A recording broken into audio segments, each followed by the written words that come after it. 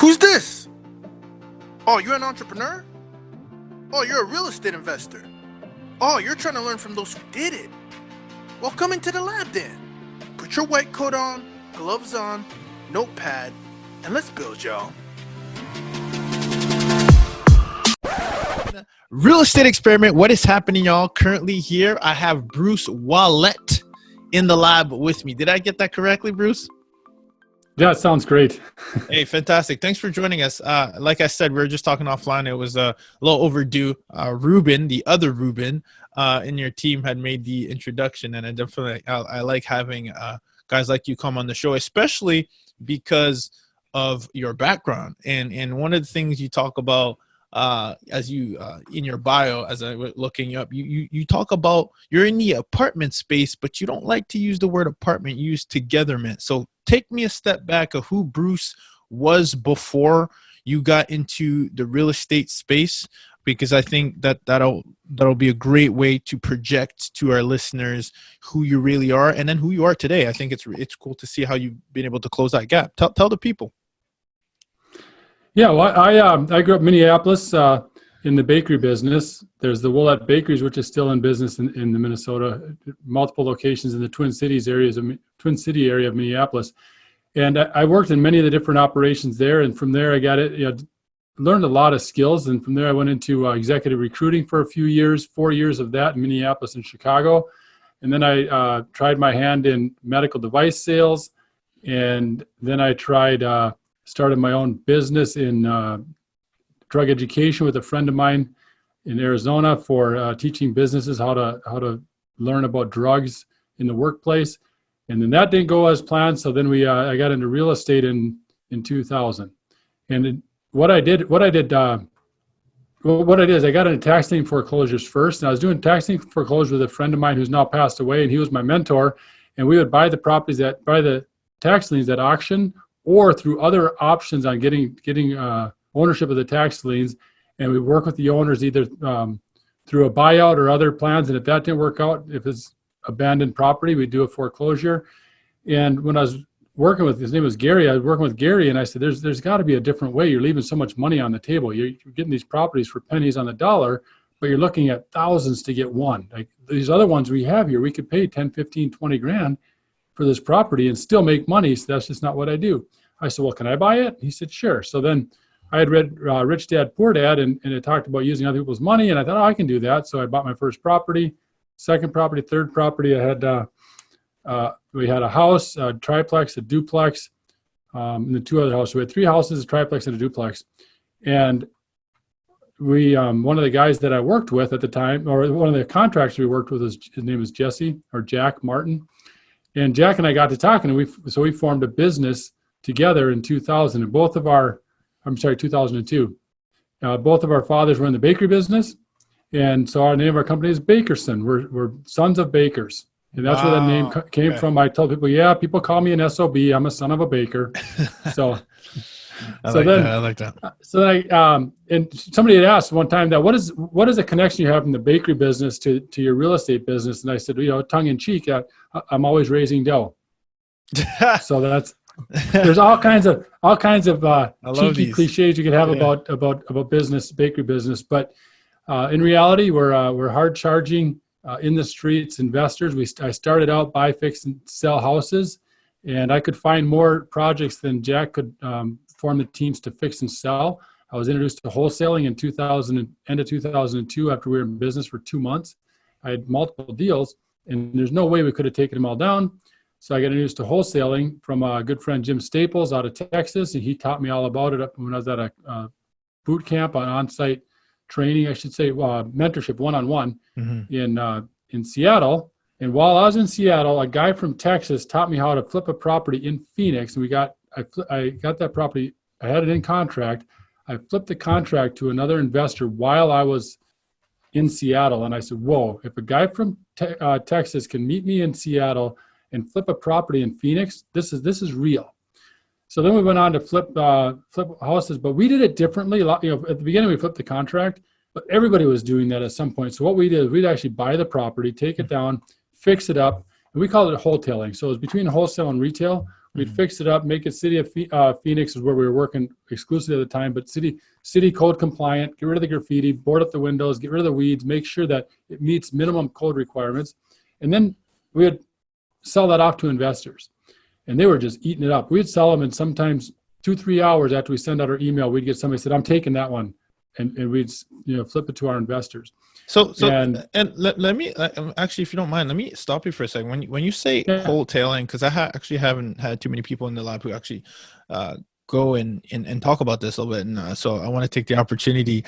Is that how much work are you putting in? Because you talked about bringing up to code. How much work are you putting in to bring that to bring that property up to code, or how much money can one spend? And I'm assuming you're talking about single family homes. yeah, like at the time we were buying it for around 40,000-50,000 for the house, and bringing it compliant, just a couple of grand. We do a trash out, get someone had a 40-yard dumpster or two of trash in and around the house, empty out anything that's broken, rotten, or bad vibes. If they had cats, we had one that had a really bad cat problem, got rid of all the carpet, and we cut the drywall, the first 18 inches of the drywall from the floor up, cut all that drywall out, seal it all with a sealant, so that it's people walk in, you can't smell the cat urine because that can be really bad. Yeah. And just make it so that when people come in, they see a vision of something. Okay. Whereas when they walk in and it's full of trash and there's feces and it's nasty, they were like, I don't know why this is too much work. But when they walk in, all I got to do is put the drywall in, put flooring in, put some new cabinets, and I can rent it out. Yeah, I like this deal. And Okay. we'd get a little bit more for the property. So wholetailing is when we take a wholesale property that we would usually flip the contract, we would own it, clean it up, and then resell it. And our average hold was 52 days. So we knew what we were Wow. doing in those properties, even doing the work. But yeah, if they had graffiti, you paint over the graffiti, right away it's got better street appeal. Broken windows, board them up, paint the plywood the same color as the body of the house, and just say, hey, this place was trashed. We cleaned it up, take a look. They get inside and say, wow, it looks better than I thought. And it was really good experience for them. So yeah, I did that all the way. I don't have any other questions on that, but that's kind of where we got into real estate and flipping. We did over 2,000 houses in the course of those years. So we were doing a lot, 300 Wow. a year, or almost 300. And I know, and again, great introduction, because you took us right in. But Bruce, you mentioned 2,000 homes, and for you mentioned tax liens, you mentioned wholesaling, you mentioned wholetailing.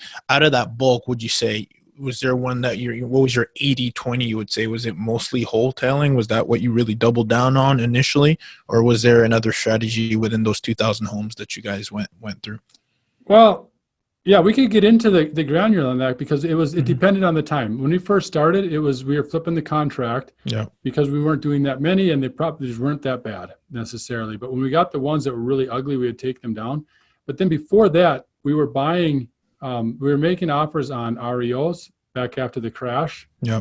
Well, as we were flipping houses, I want to step back, because there was a moment of time that wasn't so rosy. We had gotten into rentals. We had 17 rentals. We sold them all in October 2007, and people said, "Man, that was brilliant! Right for the market crash." The last one sold for the market crash, and it had nothing to do with our ability to look into the future. It was that we had a plan that we just didn't think was going to work long term. We said, let's just liquidate, take our capital, and do something else. So then we said, hey, we're really smart. We're good businessmen. We're going to do a big subdivision, a golf community in West Valley, and we're going to create an opportunity to really create a nest egg for us.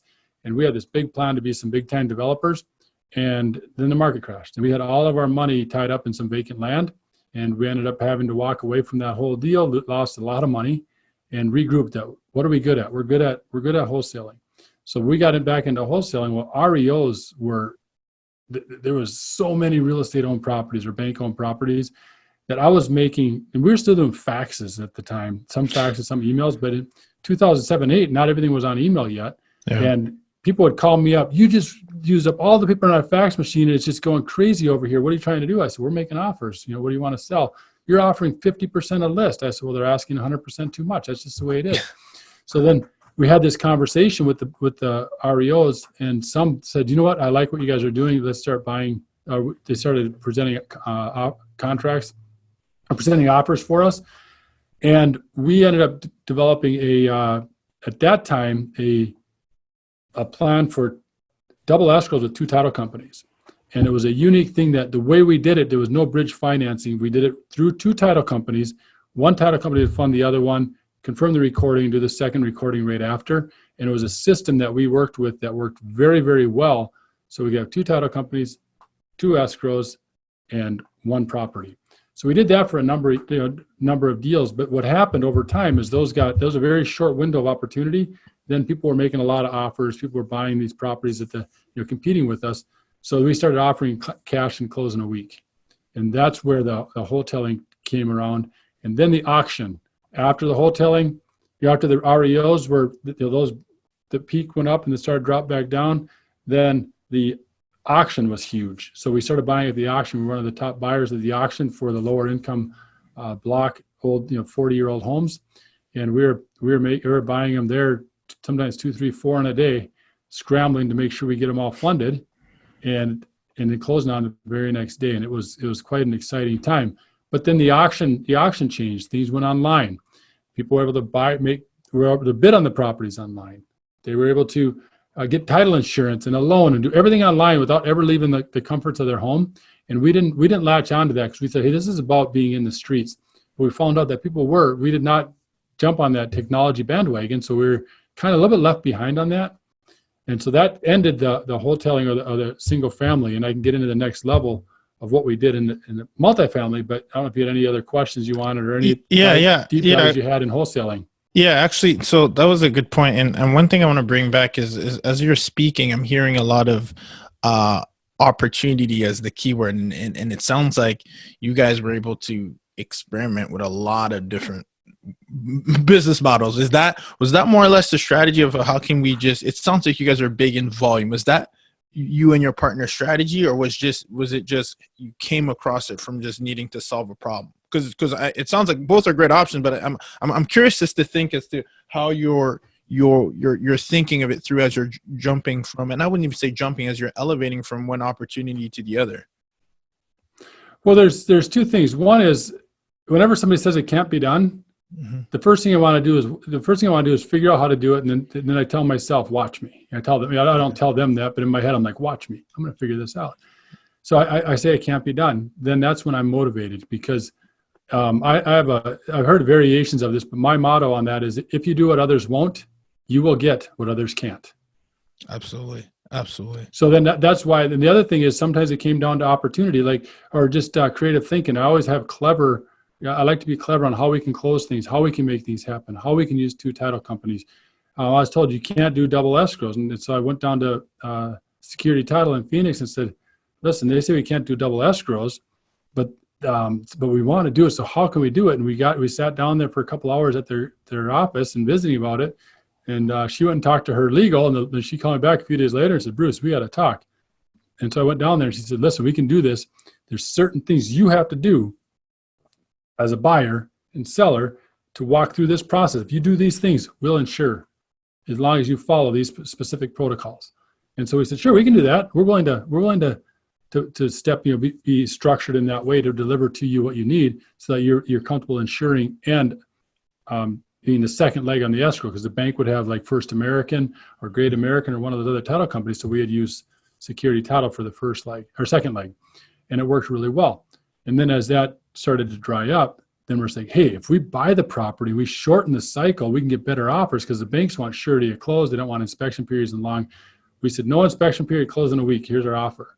And sight unseen, we'd see it. We always drive by them, but that's how we started buying. So yeah, it's oftentimes when you're up against the wall on something, or you see change in the wind, you want to make sure that you're ready to make the transition. That is not, but that's only come through experience, because it seems like in the years of business, which I'm been in business now since 2002, so almost 18 years in as Bakerson. I've been almost 20 years in real estate. Yeah. But it seems like we've always had about 2.5 to 3 years of growth, 6 months of plateau or drop, 2.5, 3 years of growth, 6 months of drop. And it keeps going on. So I'm trying to flatten the curve. And now flatten the curve means something totally different in our current environment. With the news right now, we're trying to flatten the curve of the virus, but flatten that curve so we don't have such a high peak and such a big drop. So that's my long answer to how do you deal with opportunity. And I can get into what we're doing now to make some changes too. And absolutely, and we'll get there. And I don't want to cut you up, but you're saying some very key things that I want to make sure I nail, that I'm tracking as you're speaking, and saying some great things. That peak and that drop that you've been experiencing, is that something that is that an internal or is that an external factor? I just want to know that. What are you reflecting on? Because I like to get a little tactical on that, because I think a lot of people can sometimes experience that in their businesses. But how are you looking at those, and how are you evaluating those highs and lows? And is that something that you want to maybe talk about as we project into the time period that we're facing right now? But tell me about those highs and peaks. So what have you assessed in the past? So it's internal or external. There are external factors, and then internally I'm slow to change. Like when the market was really, really cranking in 2004 and 5 and 6, we thought there's no end. Our prices are way below California. These California investors are loving our deals. The prices are X percent of, the rents are X percent of income. We're still below market. And we went on and on about how it would never crash. And then Phoenix, houses that were selling for $200,000 became $40,000 overnight. How could that ever happen? And so that's where we hung out too long on that land deal. We hung out too long. We should have seen the writing and worked something out with the sooner, as opposed to keep on thinking, we'll get through this next cycle. And the same thing when we were chasing REOs, from REOs to into auction. When technology is being adopted, we said, hey, people still want the relationship built. They want to be in the streets. They want to know what we know, and they want to be. And we didn't latch on to technology for marketing beyond emails and websites. We did not give people an experience to buy online. We just said, there's no way, people will never buy houses online. Now they do it all the time. People make offers on things they see online with a virtual walkthrough. I didn't foresee that. So I went too long pursuing things and competing with people that had a better product or better service or a better way to bring it to market. And so then I'd have to switch. And it was always later. If I would have said, you know what, I don't want to go that direction. I don't like where they're going, but I'm going to do something different. I could have not had the drop where we were making offers and making no money. Yeah. Or bidding and making no money, because we were kind of like the middleman as a wholesaler or wholesaler. We were the middleman in between the auction and the buyer. And as soon as they found out that they go direct to the auction, there was no need for us. Yeah. So that's a great point with the kind of riding the wave for too long. But if someone's listening right now, Bruce, what is it that you would tell them? Someone's crushing it right now in your current business model. Even yourself right now, is maybe you're projecting, hey, this is really working right now, but history is going to repeat itself. I got to dig into other opportunities. How does one transition or start to kind of look elsewhere? How does that look like on a day-to-day? Do you block off some time and be like, what's going on in the marketplace? Where's the opportunity? Like, what does that look like? Because the reason why I'm asking these questions is I'm a big fan of getting some real practical, concrete of, like, if I step away from this conversation, Bruce said this, and maybe you have the answer, maybe you're still trying to figure it out. But I'm curious just to hear some of your thoughts on tactically, like, what does that look like on your day-to-day with your team? I guess we don't really talk about day-to-day, but we do see that the market is hot right now. We're trying to figure out what are those economic drivers. I know we're hitting a hiccup here now with the current crisis facing the world, but it's still there's still great opportunities. And we put a property on the market on Monday. We got an LOI already, and we have 7 or 8 tours set up for this week, and people are looking at it, making offers. So it's still a good market, and as long as the rates are low, we could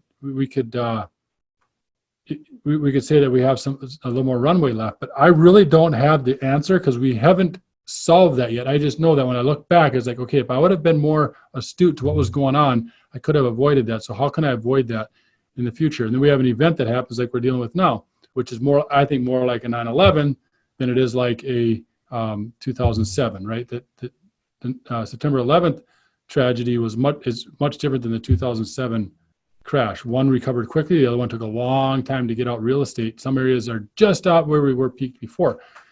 So, I'm curious on that, Bruce. That's very interesting you say that, actually, and I haven't really heard that comparison, which is a good one.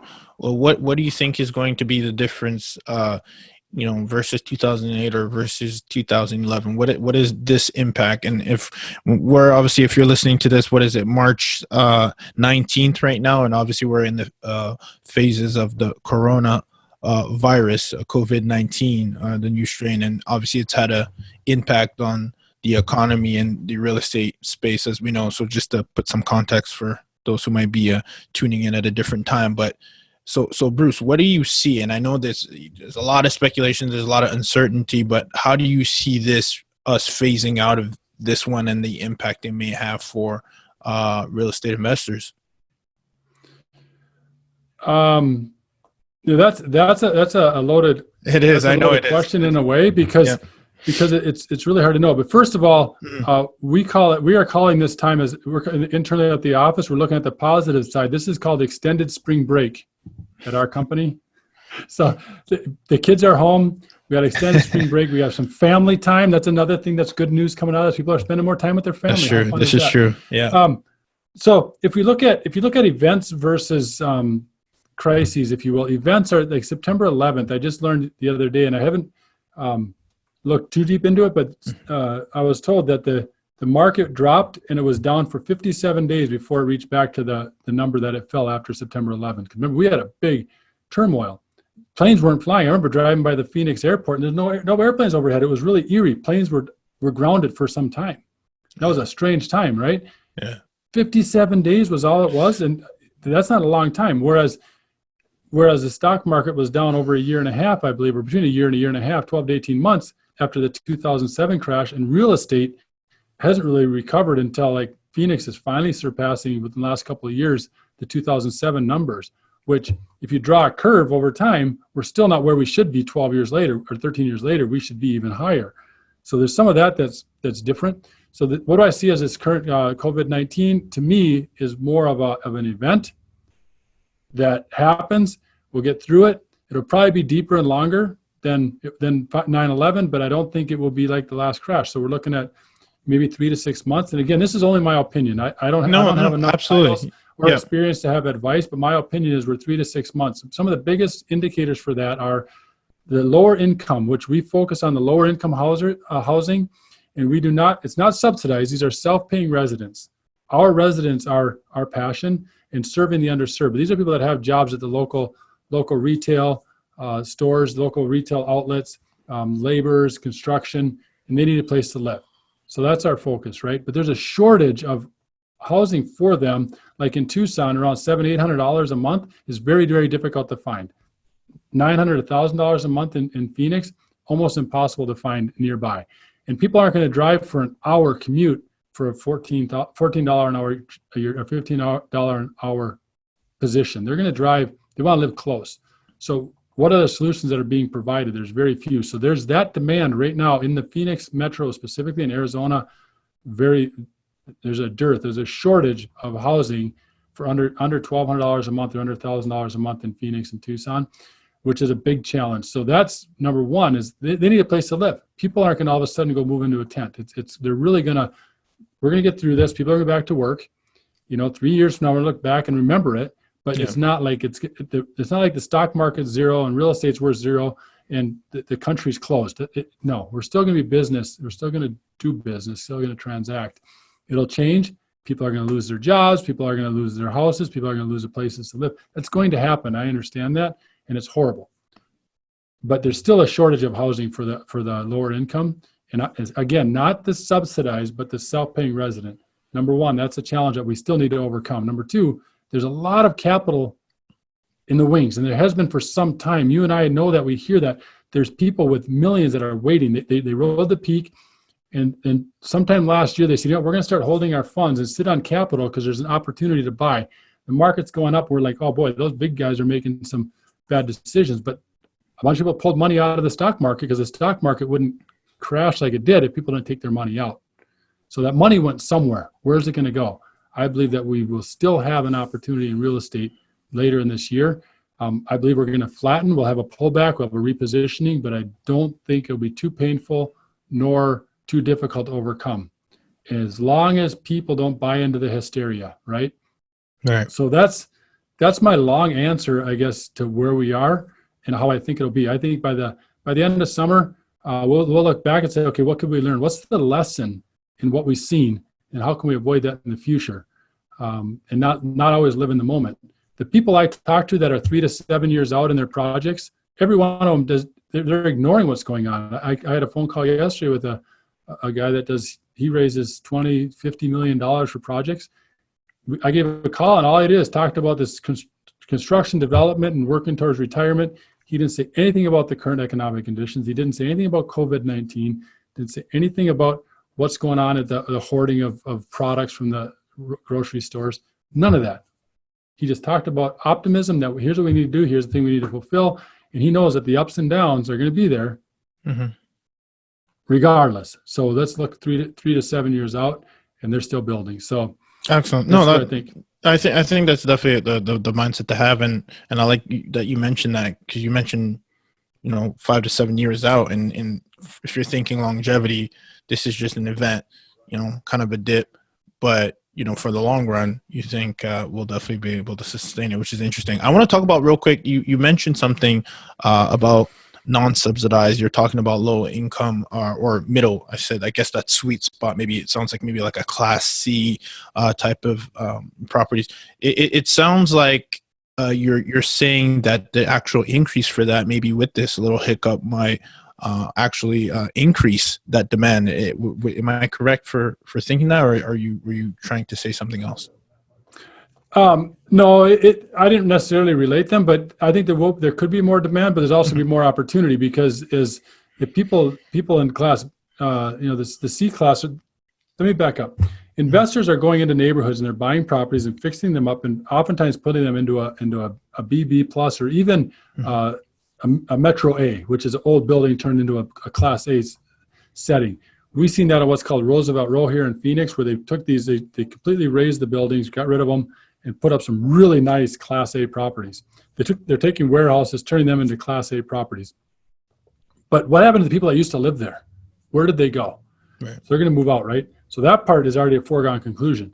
But those ones that were taking C plus into B minus and pushing the rents, they're going to start seeing some vacancies. So they're going to have to drop their rents down to accommodate the marketplace. And then those people have a place to live. So I think both of those will balance out here, hopefully very soon. I just know when people can't find properties for under $1,000 and that's all they can afford, it leaves them in a very difficult position. And as a society, I don't think the government should get involved. I don't think, beyond maybe tax credits or other things, I don't think the government should put rent controls. I'm not a fan of rent control. I'm not a fan of subsidizing those that can pay their own. I would rather see how can people be self-paying, and how would the government give developers or redevelopers tax credits to take care of the underserved, or lower rate loans, however they can help out. So I got a little bit off track there, so now I don't know if I answered your question. No, you did, because I was trying to hone in on, you had mentioned subsidized, and I really wanted to just that was one of them, and then you also had talked about the demand and the supply of the middle income. Yeah, it's subsidized, and by all means, subsidized rents are there for a reason. I have no trouble with having them for the right people at the right time, the right situations, the right program, right? The government's tend to do some of that pretty well. I don't have an issue with that. And we have about 10%. We try to keep around 10% subsidized, 90% self-paying, just to keep a good balance of people that are paying for their own rent. But again, there's a place for subsidized rentals. And I know there's buildings I've seen in Tucson where they're 100% subsidized. I get that. That's somebody's business model. Yeah. It's just not mine. My model is focusing on the underserved, the people that have jobs, want a place to live. It's one of our 5 vision pillars that I use. People have different vision statements. That's one of the vision pillars is serving the underserved. That's our passion, and our focus is the permanent renter, one who may never own a home, wants to live in one. Absolutely. And then the mission is creating communities which are safe, functional, durable, and clean. And number 4 is our desire. Our desire is to attract like-minded individuals to take this journey with us. And then number 5, our passion is to leave all things better than we found them. And that's our vision in our communities and our business. Excellent. So this is a good segue, because again, just to recap, you pretty much brought us through your entire the beginning of the tax liens, you seeing opportunities, then wholesaling and wholetailing, kind of seeing opportunities, talking about your hiccups, your highs and lows, and not being so quick to changing with the wind. And so fast forward to today, Bakerson, as you call it, obviously that stemmed from two sons of bakers coming together. Where are you today? Are you specifically niching in apartments? I know we started to get into it now, and you also talk about in one of your vision statements is it sounds like it's coming to what is it, helping or coming together, or what was the fourth one? I believe it was coming together. Are you basically bringing money together and help in buying apartments, doing syndication as we call it at this point? Where are you at today? Fill us in. Yeah. What we are is we're operators who syndicate. So there's syndicators who syndicate, but we're operators who syndicate. Some of them are syndicated, some are not, some are JV, some are our own. Yeah. We only have one partner on it that puts up all the capital, and then we get their, so we do that. So it's not a syndication, but it still runs very similarly. So what we like to do is look for the diamond in the rough in the diamond. So people look for the diamond in the rough. But I look for the rough and the diamond. What does that mean? You go to a neighborhood that's very stable, and I look for the worst property in the neighborhood, and that's the one I target that I'd like to buy. And then and that's how we started out mapping out Tucson, is finding the properties we really wanted. We bought a few of them that way.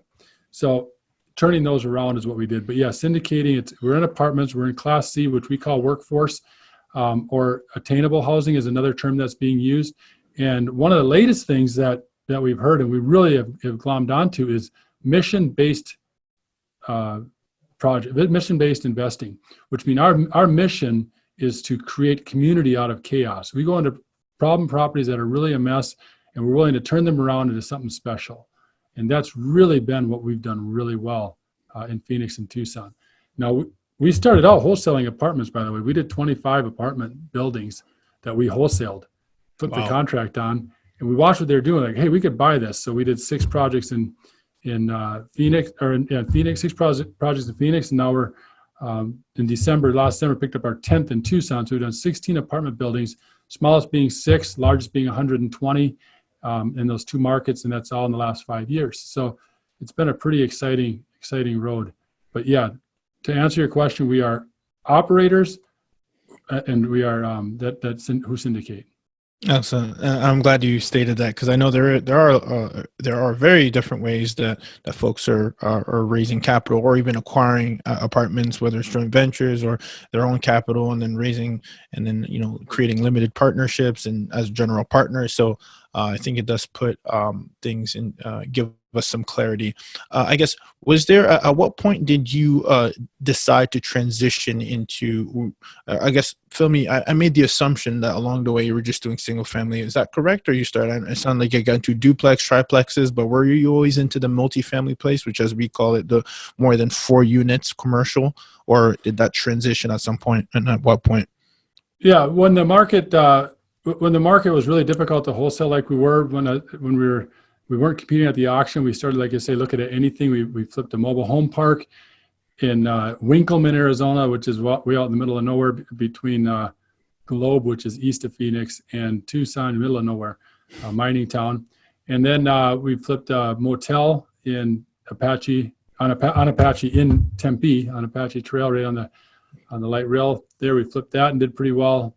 Just flipped it. We locked it up and flipped it. But when we got into multifamily, the transition was not difficult, because we were buying houses. One of the things I didn't share is we had created a system to buy the houses, sell the ones that didn't need a lot of work to the homeowner who would do the work themselves. They'd buy the property. Well, when you're buying a property for 40, 50, 60,000, there wasn't bank lending. You had to have a $50,000 minimum loan, and these properties would not qualify for FHA or other types of conventional, because they're a little bit rough. Right. But the people would opportunistically move in and fix it up. They'd get these houses very inexpensively from us, and we set up financing. What we'd do is we'd do a seller carryback, and then we would sell the note on the open market to investors at face value, and we get no fees for that. So we'd create up a $40,000 note. We would sell the note for $40,000 and get nothing for it. So we weren't in securities. We were just reselling the note. Well, when Dodd-Frank came down the line and they changed the laws, you couldn't do more than 6 seller carrybacks a year. And then they changed it again where you had to have amortization, all those other things, which what we were doing, even though they weren't low interest loans, they could have been pretty high, to 12, 15, 18% of the time. It was still less than rent, because they were buying a property they couldn't get bank financing on and they couldn't pay cash for. So it was a great little niche that we carved out. And what I found out is from that, and there's an end here, is that what I found out is I really enjoyed serving those that were underserved. And so now we were providing them with something that nobody else could provide. Oh, when that became regulated, what I did is we ended up doing, instead of a seller carryback, we partnered with a local, not partnered, but we lined up a local lender, and she was the broker. The only thing that changed in our whole process is the borrower paid more money for the loan than they did with us, but we had to comply with the laws. So we did that. But we like to serve them. And I went back a few years ago, I went and looked over the whole period of us owning homes, and I randomly picked over 100 homes, and over 50% of them were still owned by the homeowner that bought them.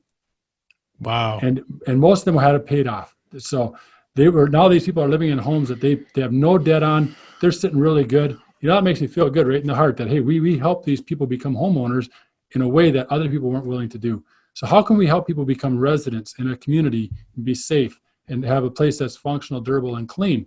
It's the same thing, serving the underserved, because I don't know if other people think of it this way in your audience, but our customer is the resident. A $700 a month resident in 5 years is a $42,000 customer. Yeah. A number of years ago, I went to Apple Store, bought some MacBook Airs for our business. I got a call so fast from this local sales rep that says, hey, Bruce, I see you bought these things. I'd like you set up on a business account. There's no charge for it. I'm your contact. If you need anything, let me know. What do we spend? $5,000, $6,000 there? Mm-hmm. And all of a sudden, for $1 billion, $1 trillion company, whatever there, why did they do that? Why? Because there's something different than the norm. But they treated me with so much respect because I was a customer. And I was not their biggest customer ever. Yeah. Yeah. And I realized that our customers are the residents. You take care of the residents, they take care of the community. Community takes care of the investors and the project, and then I eat last. So that's how we work on that. So the resident is our customer, and if you deliver that, you have a better community because people have a sense of belonging, and that's what's important. A tenant to me is in our office space. People rent buildings, rent office space. That's a tenant. They rent. A resident lives in the place that they rent, so that's a resident. And I never call them tenants. I always call them residents, and we always cater to their needs and provide just a little bit better than anybody else.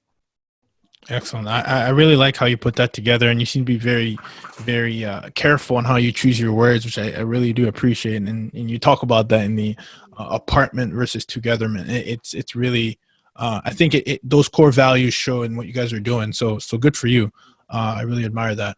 And then you also asked, what is the future going to bring? Yeah. Is I would like, and we haven't done it yet, but I'd like to do some small developments in building these apartment buildings in the inner city area for Class C residents. The difficulty is that it's cost prohibitive. So if I find that way to build those at a cost savings that's good for business, so that we can afford to build them for those rents without cutting corners and still have a good deliverable product, I'll be back on your show and share what I've learned. But so far, absolutely, it's really not very possible because the cost to build is really expensive right now, and the lower rents just don't support it.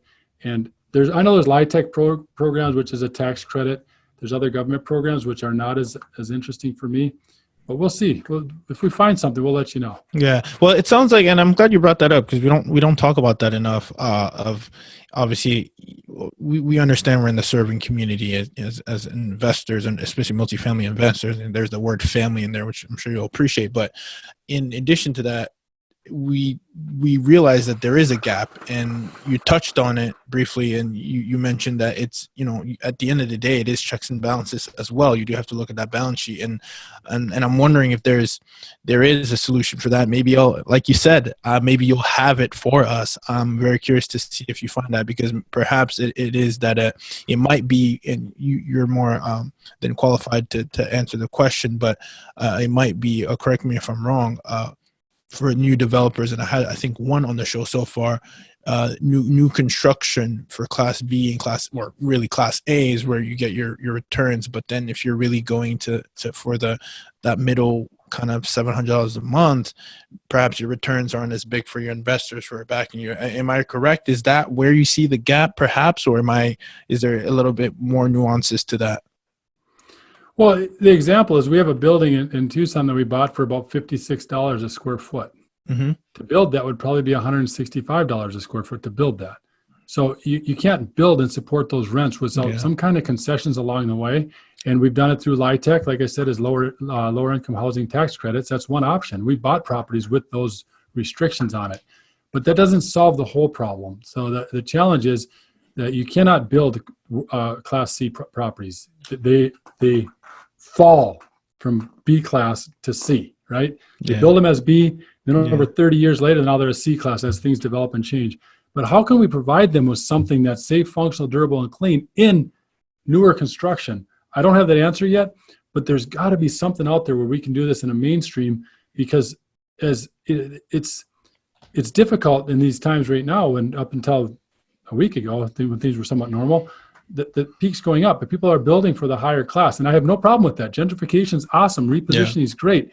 But what about those people that are underserved? What about the residents we have? How do we maintain a place for them to live at a reasonable price? Because to build, when I ran the numbers, you have to be $1,800, $2,000 a month, and they can't afford that. So what some communities are doing, I spoke to a guy in New York, they do common living space where you rent a bedroom. Each bedroom has a deadbolt, and you share a kitchen and a bathroom. That works in New York. That works in San Francisco.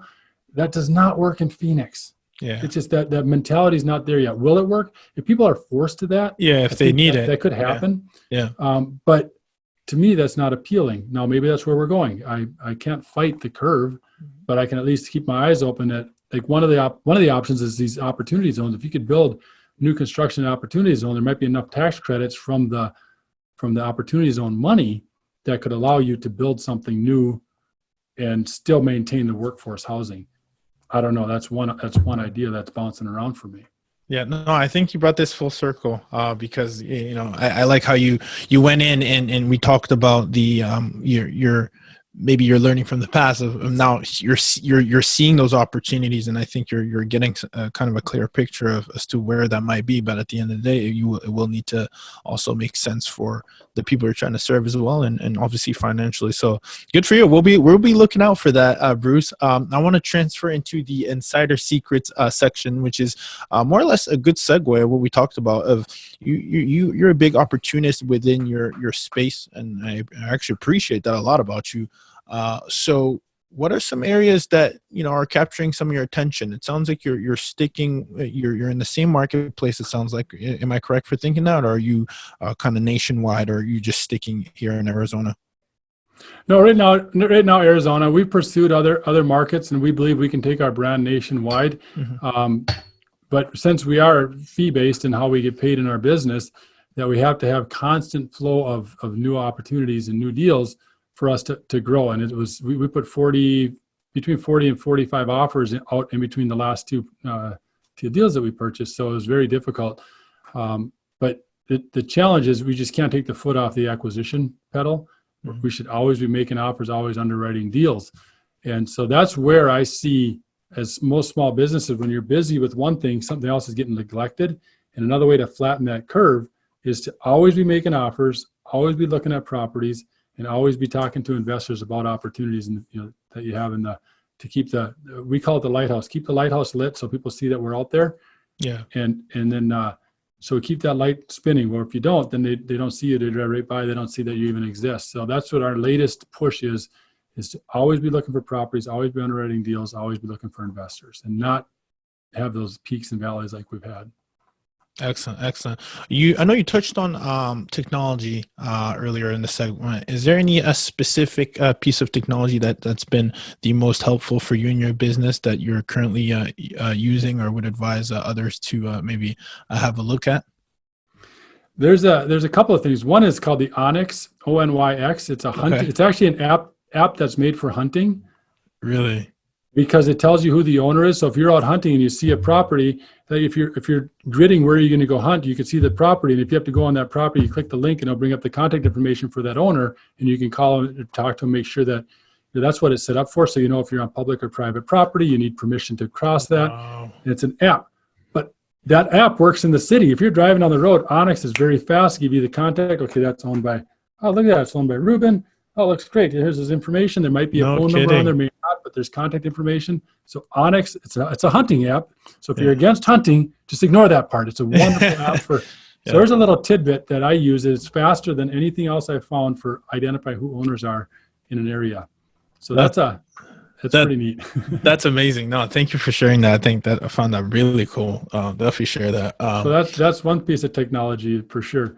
The other thing is, and people know this and it's obvious, but we've had a difficulty over time finding the right CRM, and having a good CRM is vital. And we're using one now that I finally have glommed on to use myself. The last one I liked was Goldmine, but when that didn't work real well with Apple back in 2008, I moved away from it to the Apple apps. But now I found out I'm using a new CRM, and it's Agile, Agile, and it's inexpensive yet powerful. It's pretty neat, and it's deal specific for raising capital, and nice. It's been great for us. So that's another thing. And then the last thing is we are on the verge of launching a new little startup, and it's going to be education based capital raising. So when that gets up, you'll see that as well. We're just launching that as we speak. Hopefully within 2 weeks. So first week of April, I'm hoping to have something to present to you on our education-based capital raising. We're not first to market. It's not unique to us, but we'll have a unique twist. I think will be exciting to see. That's fantastic. I definitely look forward to all this. These are some exciting changes or projects you got in the works there. That's cool, man. That's really cool. Another one I wanted to ask you is social media. I know that's been big for a lot of folks of getting awareness, and I don't know how you guys do your partnerships or raise capital even. Is that something that you've been using in your business? How important has that been for you, if at all? Well, no, this is good timing for you to ask that, because I'm on social media, but mostly just for fun for myself. Right? I've got Instagram for me. I've got Facebook, which I rarely go on as much as I used to, but and LinkedIn I go, but I don't post a lot. I do very little. I'm an under the radar kind of guy. I like people to know that I'm here, but not really know what I'm doing. I like the mystery around that. The mystique, as the Sally Hogshead that test I took that tells you, and it says that I'm a high mystique. I like that uncertainty, unknown. Who is this guy? So I'm not a big guy on social media. And then we met with Ruben Greth, and he said, "You guys got to be on social media. Here, I got this idea." And it's just really launched that's what really is launching this education platform that we're building, is Ruben's part of that. But he set up a studio right in our office, and he does this podcast, Capital Raiser Show, right from here. Nice. And so that's on there. And he also talks about Bakerson. And then we also have, we're posting things. I posted my first business kind of question on LinkedIn that, do you have unfulfilled 1031 exchange that you need help with? There's ways did you know you can utilize a TIC, tenancy and common agreement, to do a 1031 exchange? So I've done those, but nobody knows I've done those. So I'm telling people, hey, we can do that, where you can come into an existing project. If you can't find a project, you can land in our project, make the same money, and still fulfill the obligations of a 1031 exchange. Really? That's pretty neat. Yeah. So you can use a DST or a TIC. They're similar ways, and people can Google that. Or they go to our education platform once it's set up, right?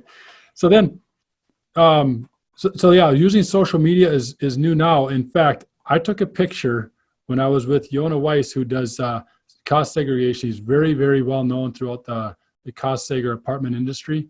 And I took a picture with him and sent it to Ruben and said, "Here's something for you to post on social media." He just started laughing. He said, "You're supposed to post those yourself." I said, "No, I don't post my own stuff." So he took a picture of me, posted it. So it's pretty fun. So he does that. And so we are doing a lot. We're using LinkedIn, a little bit of Facebook, a lot of Instagram, and of course the podcast. Ruben's getting hundreds and hundreds of downloads a week. And so he's really doing well on social media. And that is the future of our business. I'm not that guy. Ruben Greth is the man. And we are excited to have him on board to launch our brand. That's amazing, and that's why we connected. So there you go, two Rubens and on the social side. So that's awesome. We're gonna do real quick. I like to ask these core rapid fire questions, one answer, and I'm sure you're gonna give some gems right here. So number one, favorite book. Relentless by Tim S. Grover. Nice. The best habit that serves you every day. Is getting up and listening to things that are positive mind feed with my morning coffee. Very nice. Nice, of course. Best tool that helps you excel throughout your day. Standing desk.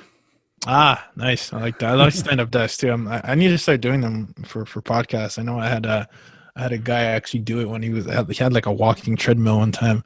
I was just like, okay, this is the next level, but we'll start with the stand-up desk first.